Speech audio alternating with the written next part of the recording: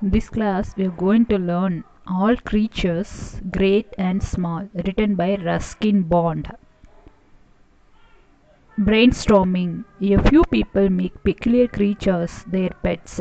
Do you know any exotic pet keepers? Look at the author Ruskin Bond. He was born in 19th May 1934.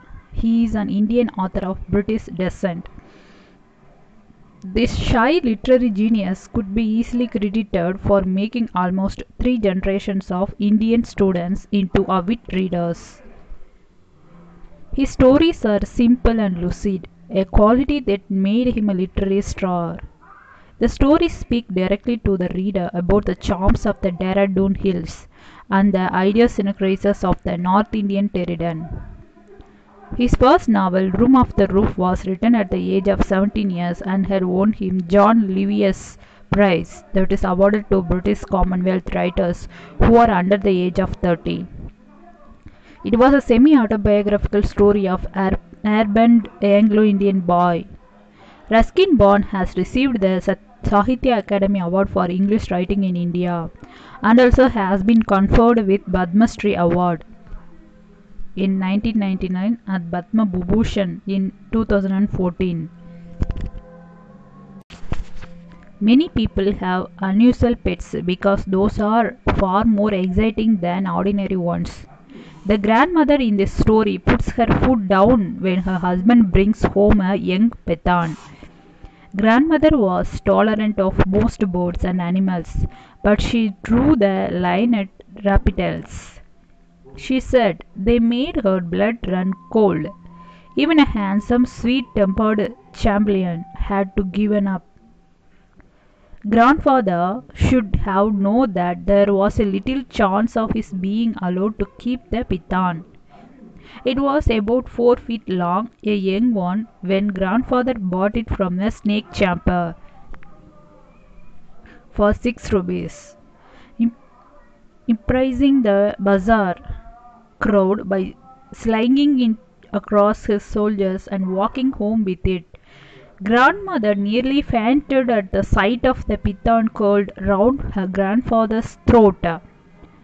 "You will be strangled," she cried. "Get rid of it at once."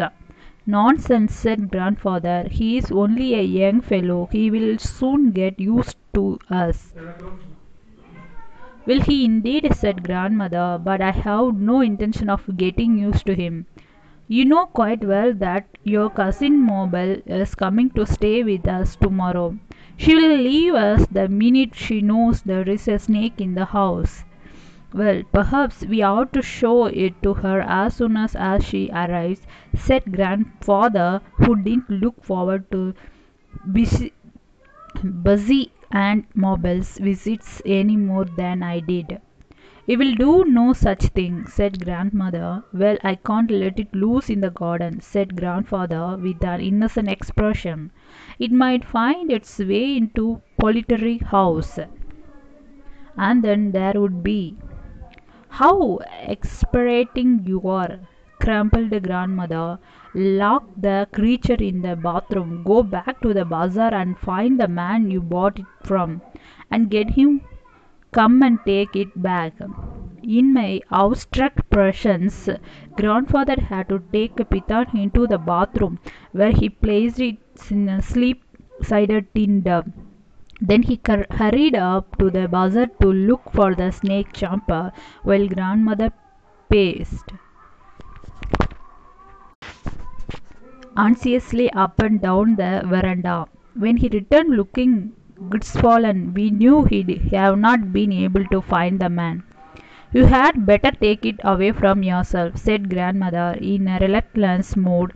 "Leave it in the jungle across the river bed."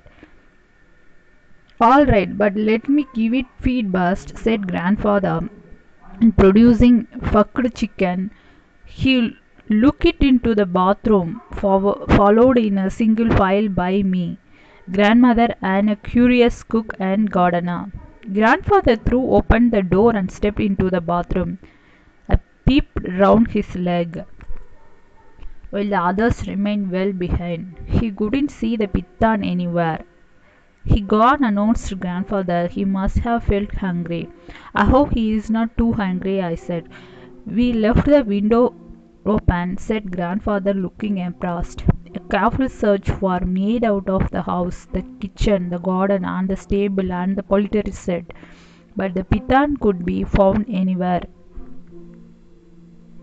He will be well away by now, said grandfather reassuringly. I certainly hope so, said grandmother, who was halfway between anxiety and relief.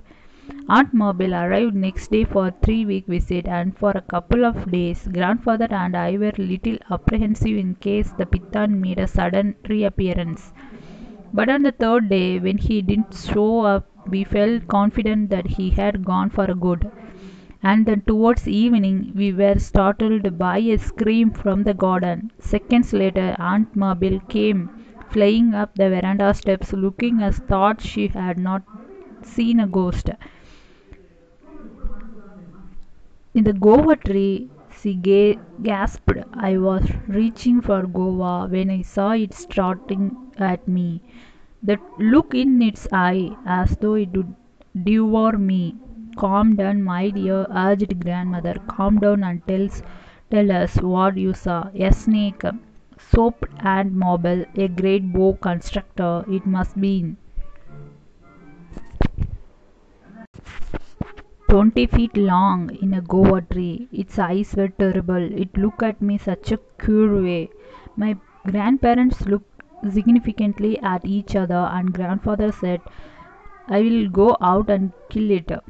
And sipping sigh, taking hold of an umbrella, sailed out into the garden. But when he reached the guava tree, the Pithan had disappeared.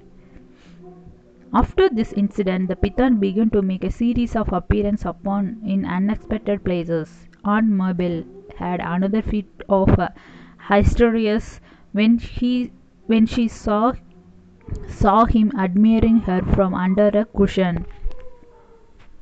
She packed bags, and grandmothers made us intensify the hunt.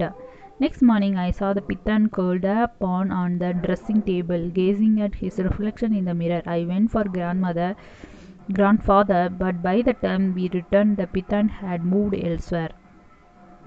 He is trying to look better for Aunt Mabel, I said, a remark that I instantly regretted because grandfather overheard it, and brought the flat of her broad hand down on my head.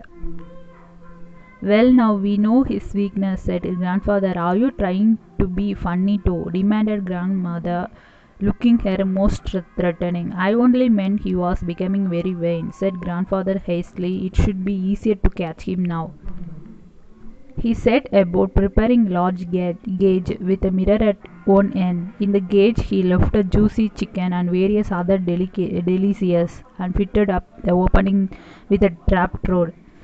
Aunt Mabel had already left by the time we had this trap ready, but we had to go on with the project because we couldn't have the Pithan prowling about the house indefinitely. For a few days nothing happened, and then as I was leaving for a school one morning, I saw the Pithan curled up in the cage. He had eaten everything left out for him, and was relaxing in front of the mirror with something resembling a smile on his face. If you can imagine a Pithan smiling, lowered that trapdoor gently, but the Pithan took no notice. He has in raptures over his handsome reflections. Grandfather and the gardener put the cage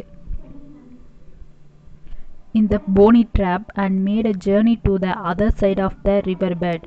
They left the cage in the jungle with the trapdoor open. He made no attempt to get out, said grandfather later, and I didn't have the heart to take the mirror away. It is the first time I have seen a snake fall in love.